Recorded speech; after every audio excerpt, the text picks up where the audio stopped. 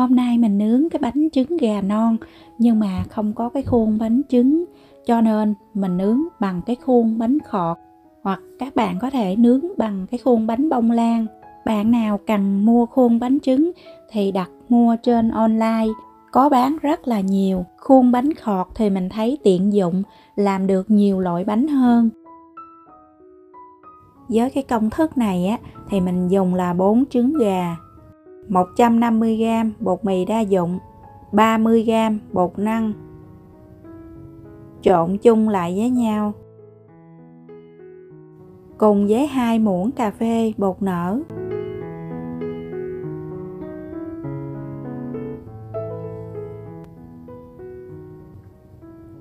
Tất cả những cái loại bột này thì mình trộn chung cho nó hòa quyện với nhau.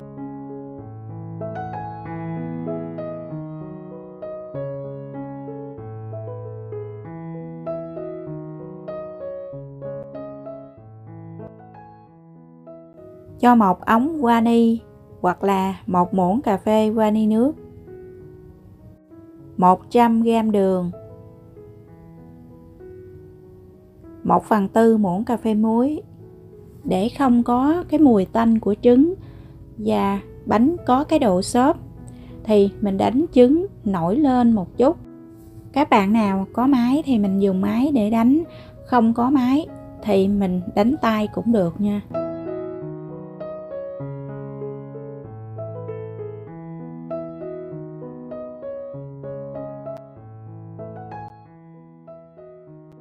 Để bánh béo ngon hơn, mình cho 170ml sữa béo, có thể thay thế bằng sữa tươi.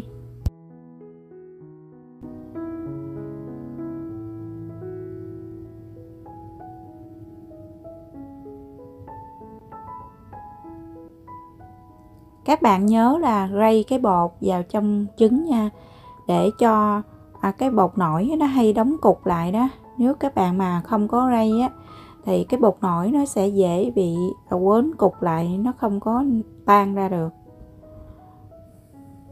3 muỗng canh dầu ăn.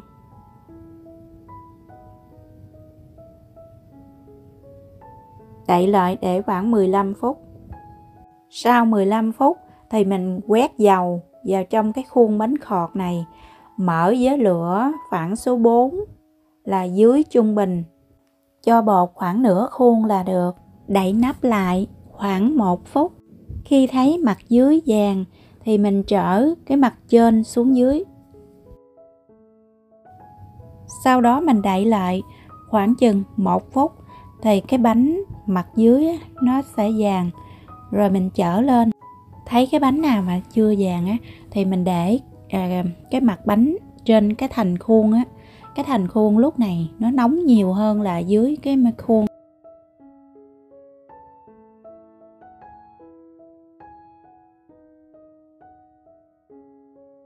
Nếu bạn nào mà thích cái bánh mà nó mềm hơn thì mình đổ bột nó dày lên nhiều một chút. Muốn bánh giòn xốp hai mặt, ở giữa thì mềm, mình đổ cái bột nó mỏng như vậy thì cái bánh nó giòn. Rồi mình đổ tiếp khuôn thứ hai nha. Có một cái lưu ý trong khi nướng bánh là mỗi cái khuôn, thời gian mình nướng càng lâu về sau thì cái độ nóng nó càng cao, cho nên cái thời gian mà mình lấy bánh ra nó cũng ngắn lại. Hoặc là các bạn có thể giảm lửa lại, giảm cái độ nóng lại thì cái bánh nó sẽ có cái màu vàng đẹp. Còn mình nướng mà mình để cái lửa cao quá, độ nóng cao quá thì bánh nó sẽ có cái màu vàng rất là đậm. Khi mình thấy cái bánh mà có cái đốm bong bong như vậy, nghĩa là nhiệt độ đã cao rồi. Tiếp theo là mình thử nướng bằng cái khuôn bánh bông lan, để cho cái khuôn nó nóng một chút. Sau đó quét dầu. Lượng bột còn lại thì mình cho hết vào trong cái khuôn luôn, cho nên nó hơi đầy một chút. Đậy nắp lại thời gian là 1 phút. Khuôn này bằng gang, độ nóng và giữ nhiệt rất là cao. Nếu mình chở bánh mà chậm một chút thì bánh sẽ chuyển sang màu vàng đậm hoặc là màu đen, nhìn không có đẹp nữa. Lúc này mình hạ lửa thiệt là thấp xuống. Đây có vẻ mình nhìn giống như là bánh bông lan, nhưng mà không phải. Đây là bánh trứng gà non, cũng là cái công thức này. Muốn làm bánh bông lan, mình không cho bột nổi vào, đánh trứng cho thiệt là nổi bông cứng luôn. Mình nướng cũng giống như vậy, sẽ ra là bánh bông lan. Đây là tất cả những cái bánh mình vừa nướng xong. Bạn nào có khuôn bánh trứng gà non, mình nướng cái bánh nó tròn đẹp hơn. Cái vỏ bánh bên ngoài cực kỳ giòn xốp luôn, có độ thơm, béo, rất là ngon luôn. Bánh này ăn ngon nhất là lúc còn nóng. Ngoài cái vỏ nó giòn lắm nha. Cái bánh mình thích có cái độ xốp, hơi dai một chút, và cái vỏ bên ngoài giòn, có cái độ béo nữa. Video của mình xin kết thúc ở đây.